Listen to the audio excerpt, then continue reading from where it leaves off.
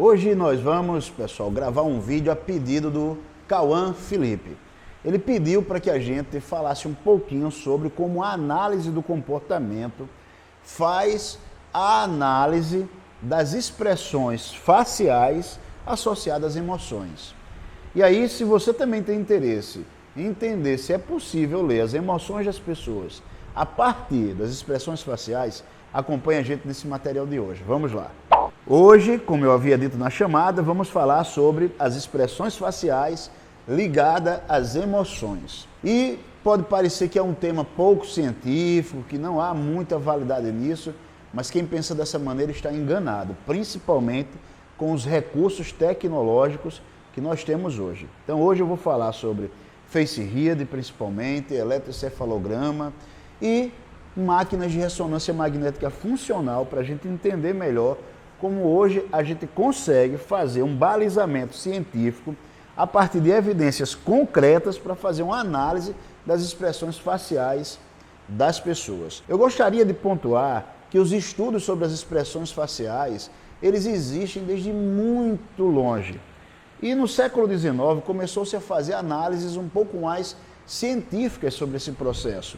Só que, naquele momento, também era um momento que estava em plena expansão os estudos sobre a eletricidade. Então, muita gente começou a fazer pesquisa analisando sobre como dar choques em determinadas partes dos nervos e músculos para fazer contrações musculares involuntárias. Naqueles momentos, eles acreditavam até que era possível, fazendo a expressão facial se alterar alguma estrutura neurológica mais profunda. Lógico que isso não se confirmou posteriori e acabamos dando outra direção aos estudos.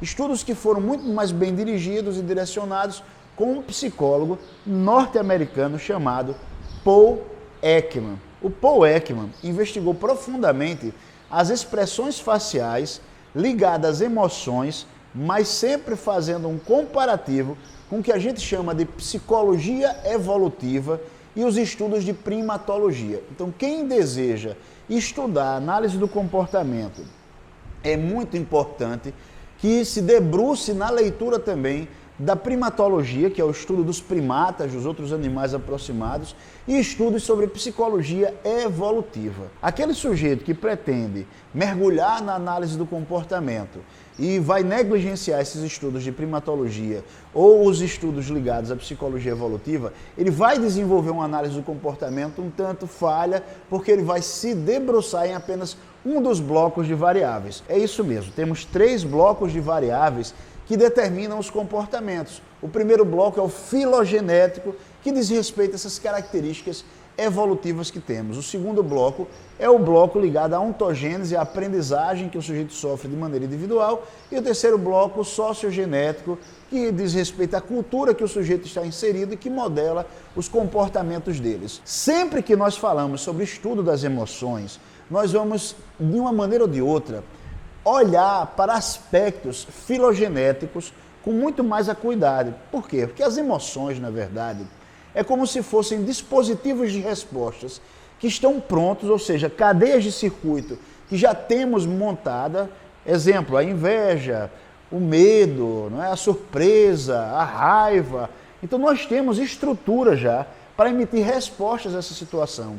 Dentro de um processo de aprendizagem, de um processo de cultura, nós vamos simplesmente, quais são os botões, aprendendo simplesmente, modelando, quais são os botões que irão acionar esses padrões de resposta. E quase sempre esses botões dispostos na cultura, eles irão seguir princípios que estão presentes em quase todos os grupos humanos. Lógico, não estou negando aqui a possibilidade de variabilidade dessas respostas, mas estou dizendo que existe uma relação direta de algumas respostas com os processos evolutivos do sujeito. Isso vai ficar mais claro à medida que eu explicar melhor como estão sendo feitas as pesquisas hoje. Mas eu queria dar um destaque ainda ao pesquisador Paul Ekman. Paul Ekman, no primeiro momento, ele descobre que existem 7 padrões de resposta facial que são universais. Nesse primeiro momento, ele vai associar as expressões faciais que as pessoas fazem ligadas a nojo, a medo,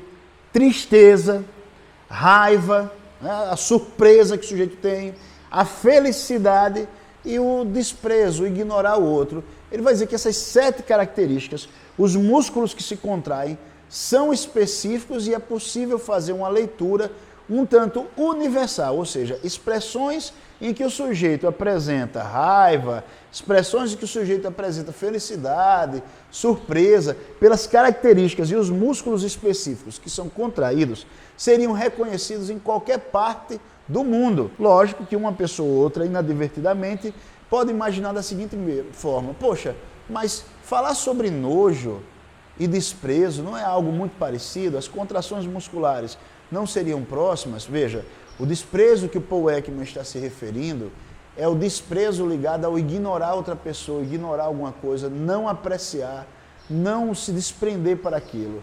Então é aquela expressão que a gente faz meio que deixando de lado. Então essa expressão, ela é uma expressão universal, que as características do rosto são as mesmas no sentido das contrações musculares. E é muito comum que a gente encontre aquelas pessoas ditas metidinhas, as metidas, com essas expressões faciais. E aí o que hoje a gente pode avançar para entender que esses estudos são sérios, mesmo que tenha havido uma série de outros estudos que mostram a dificuldade das pessoas de reconhecer a diferença entre uma expressão de surpresa, por exemplo, uma expressão de medo, né, uma expressão de felicidade e de raiva, ou mesmo de medo também. Mesmo que exista isso, essas pesquisas outras que se contrapõem a isso, os estudos de Paul Ekman se confirmaram sim. Primeiro eu queria falar que essas confusões elas existem porque as nuances neurológicas de algumas expressões são muito semelhantes a outras sim. Por exemplo, quando a gente fala que alguém está feliz, os mesmos neurotransmissores da felicidade, eles estão envolvidos num processo, por exemplo, de raiva. A diferença é que existe um neurotransmissor específico chamado dopamina, que está em grande quantidade, e aí o sujeito, no medo, por exemplo, você tem serotonina, você tem norepinefrina, do mesmo modo que você vai ter na felicidade. A diferença é que na felicidade você vai ter a presença da dopamina, e a presença da dopamina vai mudar por completo, lógico, com algumas variações de quantidade desses outros neurotransmissores que eu já falei aqui. Então você vai ter uma diferença na maneira do sujeito também se exprimir. Mas o ponto-chave que a gente tem para confirmar que os estudos de Paul Ekman, eles na verdade confirmam algo ligado à realidade, essa busca de evidência que a gente faz é o desenvolvimento tecnológico que nós temos hoje. E aí eu quero explicar isso com detalhes. É o seguinte: observem que hoje nós temos um aparelho muito simples que consiste numa câmera filmadora chamado FaceHead, e que ele está ligado a um software do computador que ele analisa exatamente quais são os músculos que são contraídos em milésimos de segundo. Que o Paul Ekman, nos estudos dele, percebeu que as pessoas tentam dissimular também as emoções que sentem. Ou seja, elas têm certas contrações musculares involuntárias, mas elas tentam disfarçar isso. E essa tentativa de disfarçar permite que, por milésimos de segundos apenas, sejam detectadas essas contrações musculares faciais, as quais ele vai chamar de microexpressões faciais, que serão estudadas por ele, aprofundadas, para detectar um conjunto de emoções básicas. Mas como é que isso se confirma? Isso não se confirma só a partir do que a gente vai chamar de FaceHead. Isso começou a ser confirmado quando as pessoas começaram a juntar o FaceHead com um aparelho chamado eletroencefalograma. Então hoje nós temos eletroencefalograma muito potentes, com mais de 20 canais. O que é isso? É um aparelho em que você coloca sobre o couro cabeludo do sujeito e uma touca, basicamente, e ele detecta quais são as áreas do cérebro que estão mais atuantes, porque elas emitem ondas elétricas que são captadas pelos sensores do eletroencefalograma. Com isso a gente consegue construir um mapa do cérebro funcionando e a gente sabe exatamente quais são as áreas do cérebro que estão atuando. Por exemplo, quando uma pessoa sente muita felicidade, ela sorri, ela tem alegria, então existe uma área do cérebro específica, do mesmo jeito quando ela sente dor. Aí você sentindo dor, medo, pânico, tanto no medo você vai ativar as amígdalas, como na situação de dor você tem a ativação do giro cingulado, uma área quase central do cérebro é ativada. E o eletroencefalograma tem essa possibilidade de detectar, então, quais são as áreas que estão ativas. Mas temos que concordar que o eletroencefalograma não é o aparelho mais potente e mais preciso nesse processo. Mas a gente já começa aqui a ter uma precisão em estabelecer uma correlação entre as expressões faciais que uma pessoa emite e qual é a área cerebral correspondente que está processando aquela emoção específica. Hoje temos o que nós chamamos de ressonância magnética funcional, os PET scanners. E com os PET scanners, a gente consegue rastrear neuroimagens com grande precisão. Os PET scanners, ou seja, as ressonâncias magnéticas funcionais, elas permitem que você veja o cérebro em funcionamento quando o sujeito está vivo. Isso facilitou bastante os estudos das emoções, porque aí agora a gente sabe com precisão qual é a área que é ativa, por exemplo, quando o sujeito tem medo.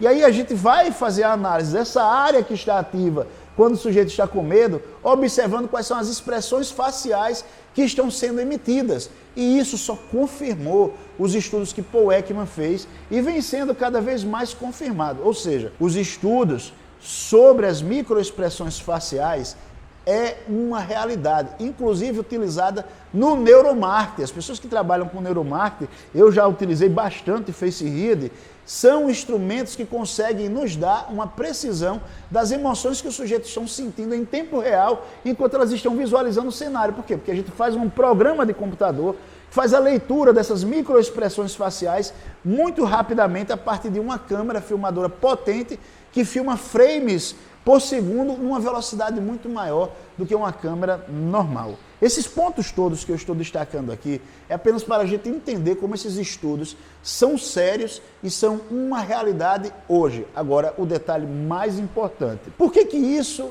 acompanha um padrão quase que universal? Porque todos nós evoluímos de pequenos grupos. Então, é necessário, para estudar as emoções e compreender bem as emoções, estudar bastante a psicologia evolutiva. E aqui eu recomendo a leitura de um sujeito que eu recomendo a leitura com muito cuidado, porque ele pode ser considerado uma espécie de charlatão intelectual por fazer críticas ao behaviorismo sem fundamentos, apenas para validar alguns argumentos dele. Ele, por exemplo, vai dizer que o behaviorismo considera o homem uma espécie de tábula rasa. E vocês estão vendo, pelo discurso que eu estou emitindo aqui, que nós consideramos sim o processo evolutivo. Mas ele faz isso apenas para destacar os estudos evolutivos que ele quer apresentar. Quem é esse sujeito? Steven Pinker. Eu recomendo a leitura dos analistas para Steven Pinker. Lógico que ele faz críticas ferrenhas, mas é aquela coisa, pessoas que gostam de se destacar, às vezes fazendo crítica ao outro como uma estratégia metodológica. Mas as críticas dele ligadas ao behaviorismo não têm fundamento, visto que são críticas semelhantes a de Bandura, dizendo que Skinner não considera a aprendizagem por observação. Provavelmente ele nunca leu Skinner direito para falar isso, ou leu, sabe e faz a crítica tentando simplesmente ganhar plateia. Desconsiderando isso, as análises que Steven Pinker faz referente ao processo evolutivo do homem, em termos comparativos, quando ele vai fazer a análise, olha, que existem certos princípios, com muito cuidado a gente consegue ver um fundamento que a gente vai dizer assim, olha, é possível então fazer de fato uma associação direta entre o que ocorreu dentro do processo de seleção natural e o que modelou a espécie humana. Então eu recomendo, lógico que o Lawrence, que é um estudioso daquele processo do imprinting, é recomendado também, muitos outros pesquisadores, mas para que não fique muito amplo e as pessoas se percam no processo, eu vou também recomendar um pesquisador brasileiro da área de neurociências, muito sério, chamado Renato Sabatini. Inclusive, ele tem canal também no YouTube, um canal muito bom, né, que ele fala muito bem sobre processos evolutivos e neurociências e como funciona. Então, quem quiser também, pesquisa lá no Renato Sabatini, que você vai encontrar um ótimo material. No mais, o que eu quero destacar é que é válido sim os estudos do Paul Ekman, a análise do comportamento, por se debruçar muito mais no processo da aprendizagem, nem sempre vai ter um material escrito em profundidade sobre questões ligadas à filogênese e o estudo das emoções.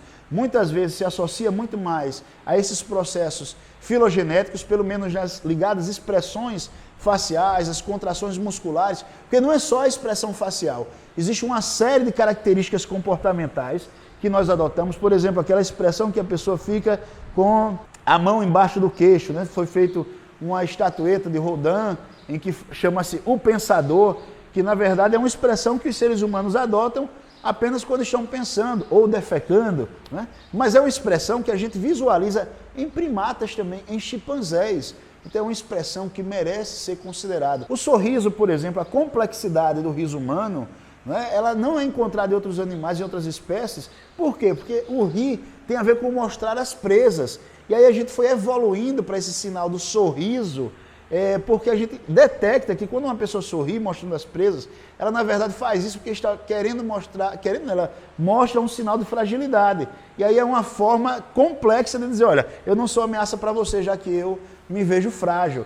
Tem muita coisa que pode ser estudada. As cócegas, por exemplo, quando a gente faz cócega numa pessoa, a gente ativa no cérebro a área do giro cingulado, do giro do cíngulo, como o livro de anatomia melhor se referir o cingulado, o cíngulo, que estão relacionadas à dor. Então fazer cócega, na verdade, o cérebro interpreta como dor, só que como é um sinal leve, a expressão que vem é de riso.